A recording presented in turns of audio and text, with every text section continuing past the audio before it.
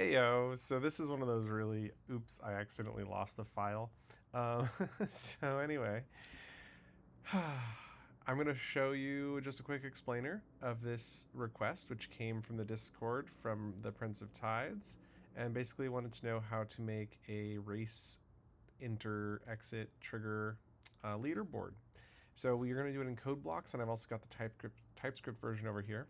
And so in Codeblocks, when world is started, we connect the race exit trigger to the local race exit trigger right here.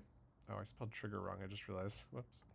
I'm not going to go through the effort of fixing it, but anyway, on update default after delta time. So we're using on update to update a timestamp, so we know how much time has elapsed in the world, and we increment that up by delta time, which is in seconds. So it should be like 0.15, no, 0.05, something like that. It's really small because this runs 60 to 70 times per second.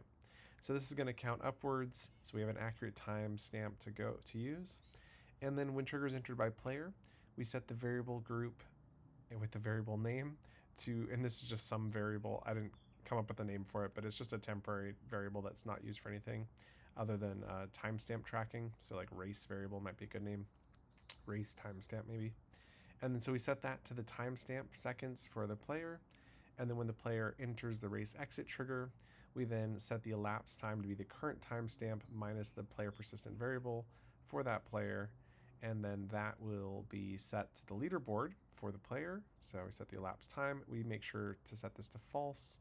And then when you're setting up the leaderboard, you want to make sure that it is in descending order? No, ascending, right? Ascending, because the smallest time should be on top. Or is it descending? I get it backwards. It's the opposite of whatever the default is. So you want the smaller numbers on top because it's a race. And that will take care of that for you. And we do have a few variables here, like a race exit trigger. You need to reference that on the properties panel, the timestamp seconds variable and the elapsed time variable just for math calculations here. And that's pretty much it.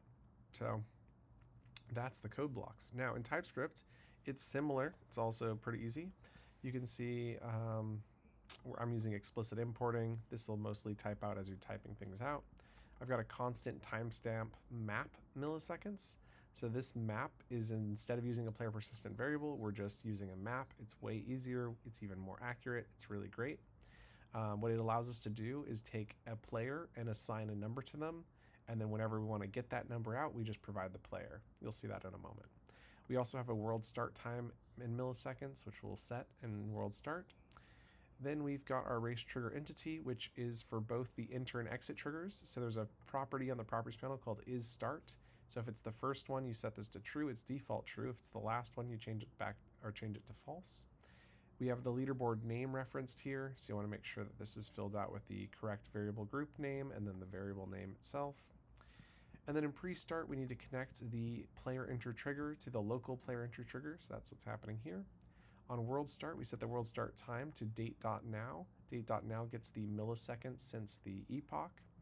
Then we have player enter trigger with the player parameter. And when that happens, if it's the start trigger, we then set the value in the map to be the player. You'll notice that these values are stored outside of the class. That makes them accessible by any script. Any thing that's running this script will have access to these variables and be able to use them together. And so if this.props.isStart, it sets the value in the map to date.now. Else, we know it's not the start trigger, and in that case, we want to get the elapsed milliseconds, which we do date.now minus the timestamp. You'll notice here that we have said, okay, get the value. This could return undefined if the player somehow skipped over the start trigger, glitching through a wall, etc. In that case, we use the world start time so that the value is actually within a reasonable amount of time.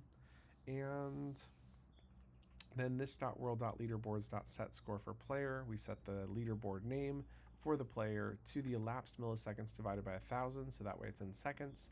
You could, of course, change this to be divided by 10 or 100 or no division at all and just leave it in milliseconds, depending on what your needs are. And then we use false again, so there you go. That is the entire script. I hope that helps you out. If you have any questions, feel free to join us on Discord and ask away. Anyway, thank you so much, Prince, for asking, and we will see you in the next one. Also, by the way, this script is available for download on the Google Drive. Link is in the description to the assets. So this is the Vidyuu Assets, and it's under 2506 race trigger. So you feel free to download the TypeScript version, and I was also going to drag the picture of the Codeblocks script up here if you wanted to review that as well. All right, catch you later. Bye!